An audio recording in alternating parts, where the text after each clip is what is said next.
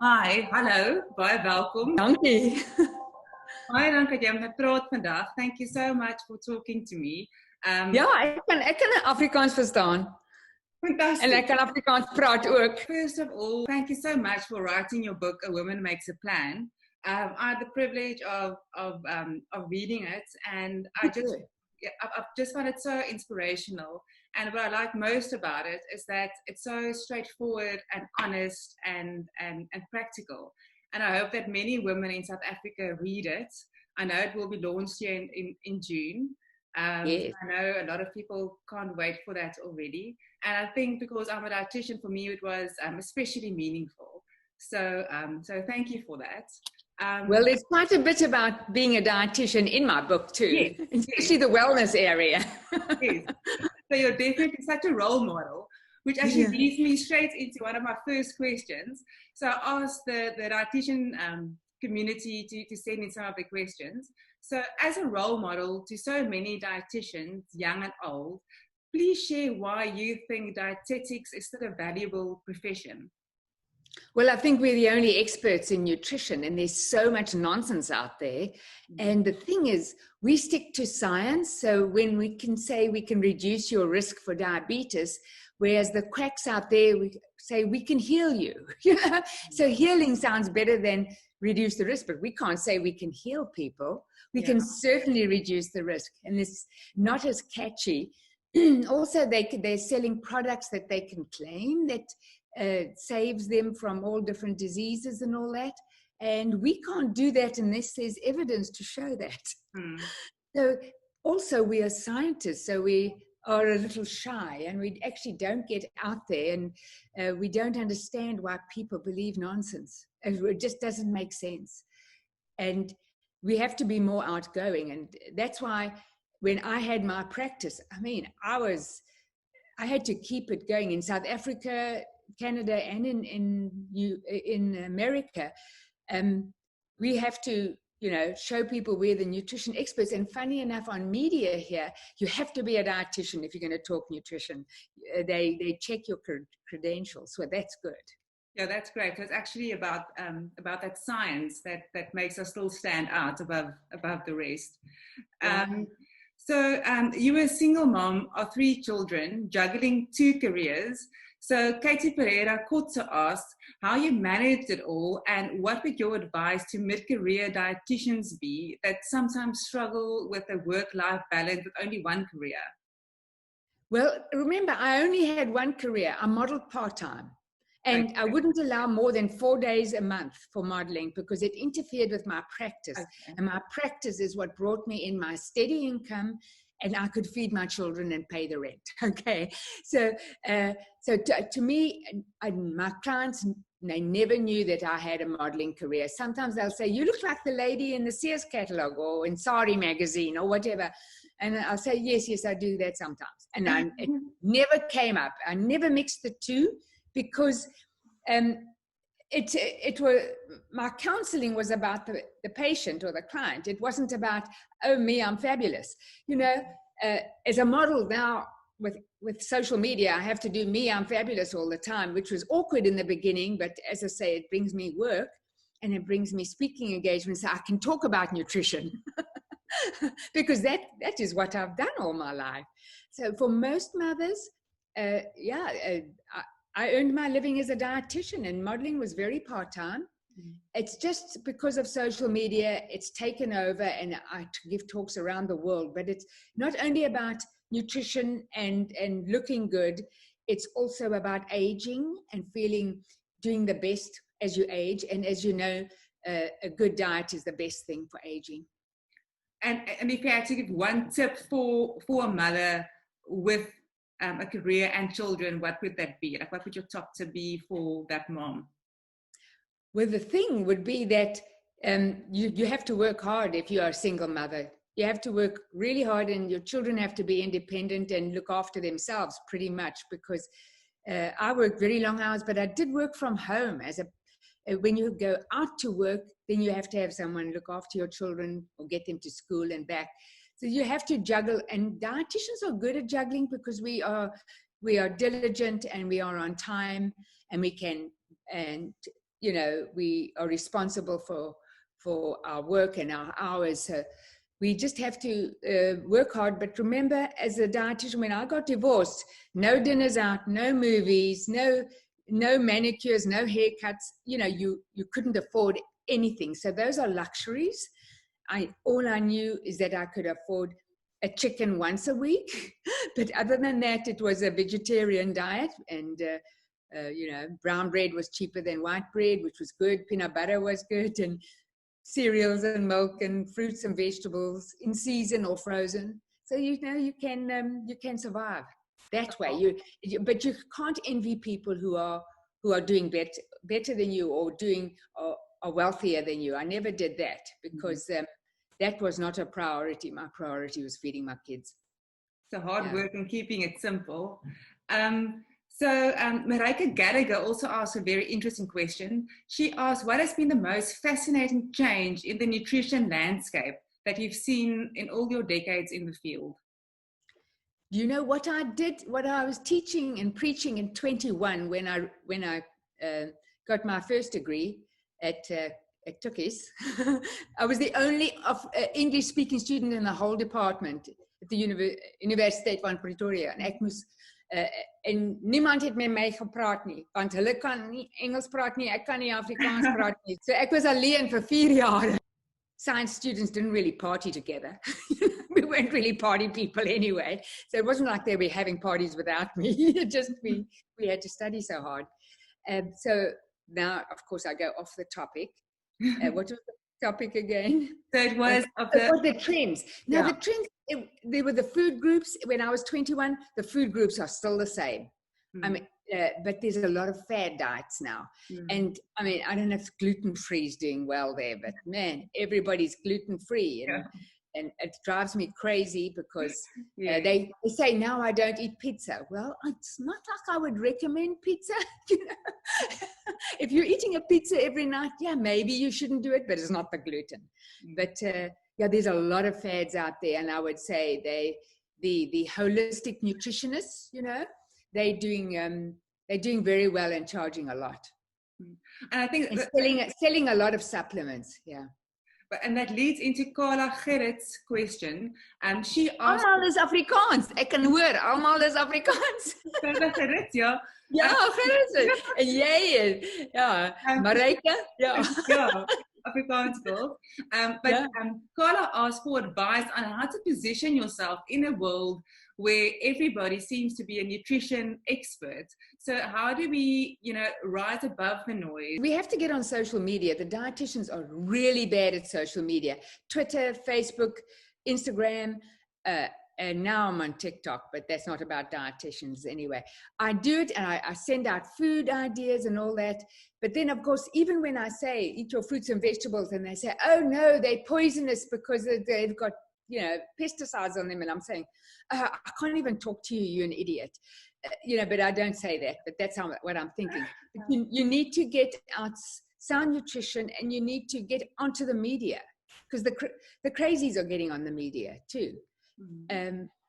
So we just have to get out more. We are very shy, like all scientists, but we are eclipsed by, I would say, 95% of unqualified people. So we have to work harder at our social media just to get that presence. Yes. Good advice. And then Lila Broekkuhn asks about your perception of the modeling industry in terms of unrealistic body expectations and also crazy diets, I'm assuming. Is that prevalent in that community, and how did you not get affected? Was it your nutrition background just saved you? No. Well, there's a variety of models now, but when I was growing up, I was a size 8. I think that's a size 10 in South Africa. A size 8 in America is a size 10. Okay. Is that like a BMI of about 21? Yes. Then it's about size 8. It's a size 6 here. Really nice on a size 6. The thing is, so I was a standard model, but I wasn't a supermodel because I wasn't 5'10". I'm 5'8", and I wasn't a size 2 or 0.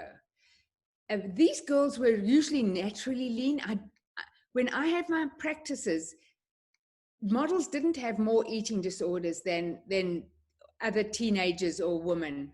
I found that a lot of women had eating disorders. They weren't necessarily models. But models have to be extremely lean for high fashion. When I do the high fashion, which is only in the last 4 years, mind you, it's about time. From 67, so it's nearly 5 years. They actually have to make a dress for me, because you just do one fantastic gown. You don't have 6 changes like I used to have. So they are allowing older models, they're allowing different sizes now, and they're making different size clothes. There is less pressure to be that thin, and many people are rejecting that skinniness. Okay, that's good to know. Yeah. That's positive news. Yes. And then the next question is from Anneke Smith. I believe you studied with her at Tikkies.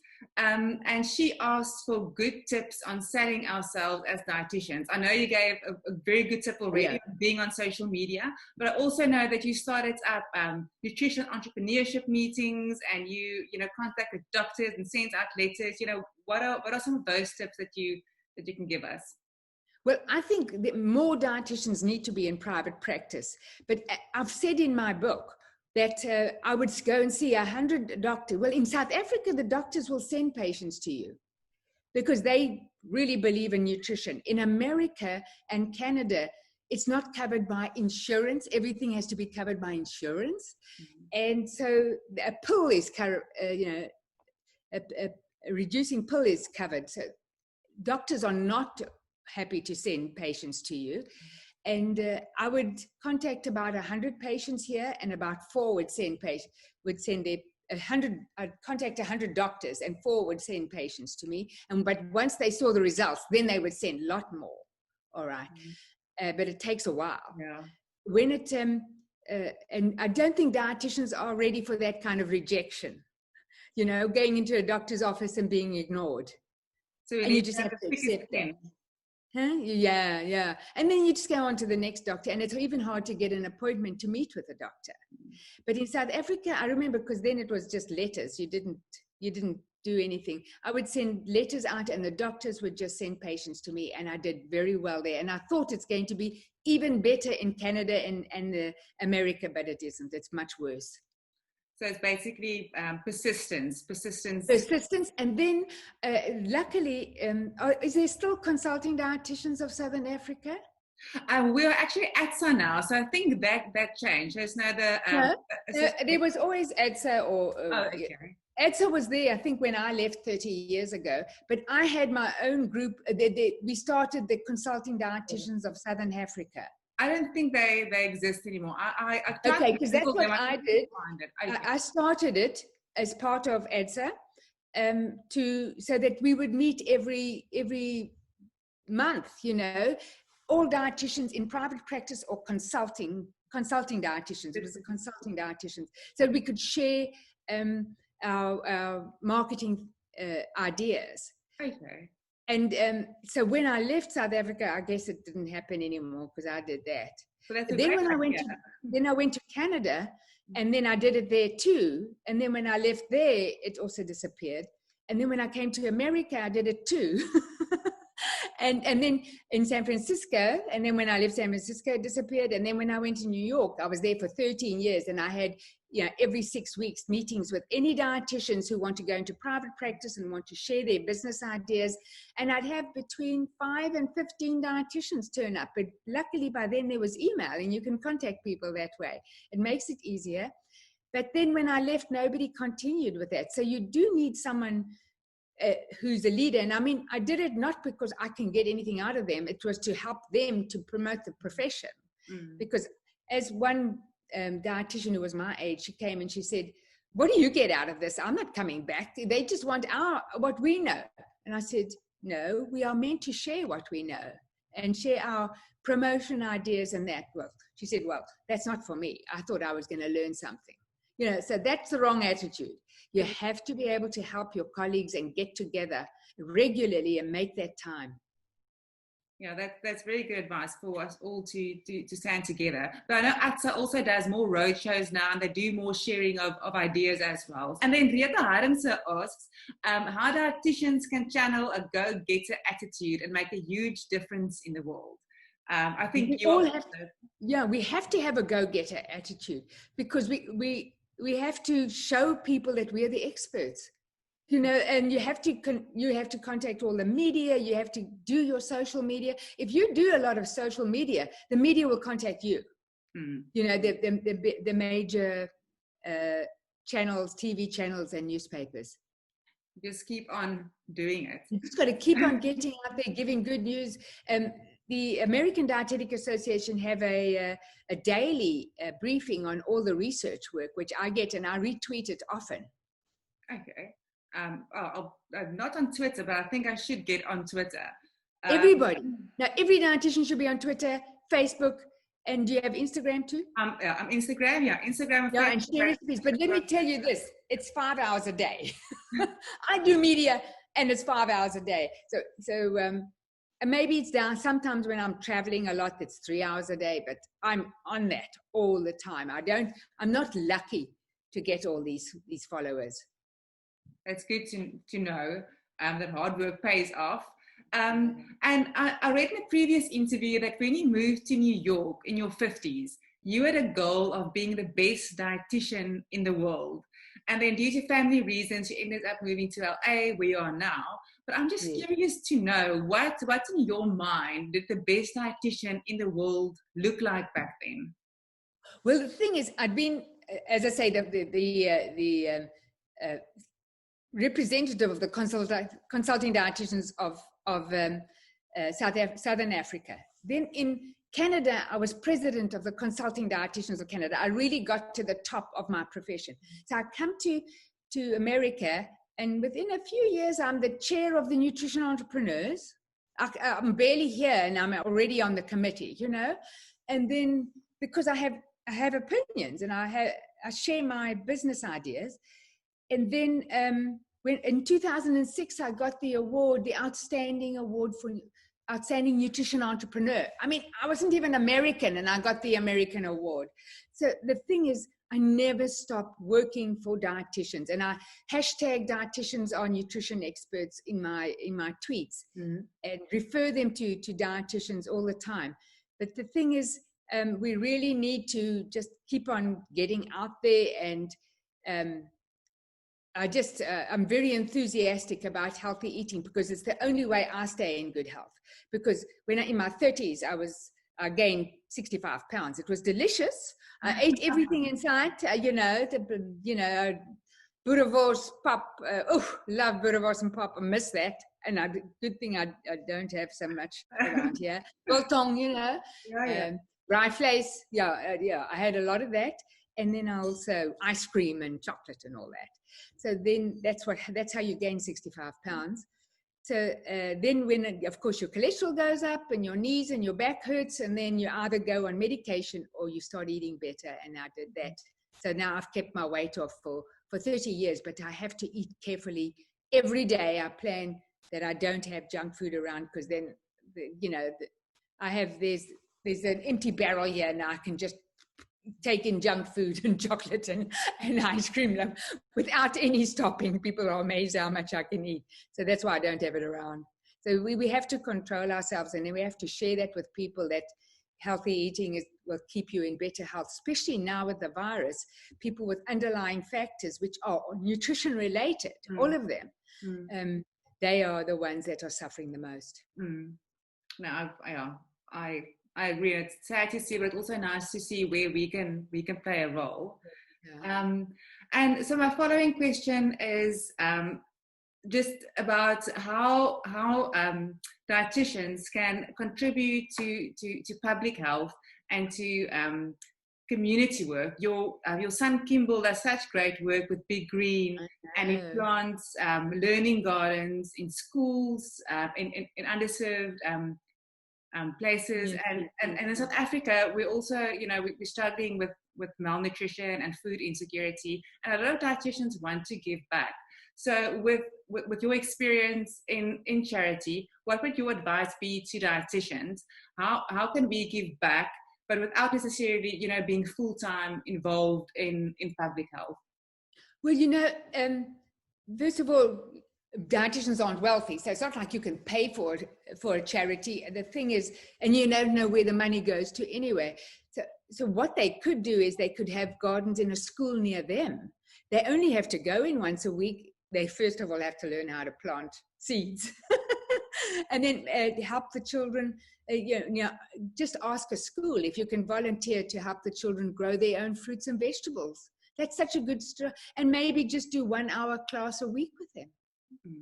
Yeah, that's actually nice that they do classes with the school. Yes, they do nutrition classes in the gardens. They sit in the garden, and the weather's great in South Africa, so you can definitely do that.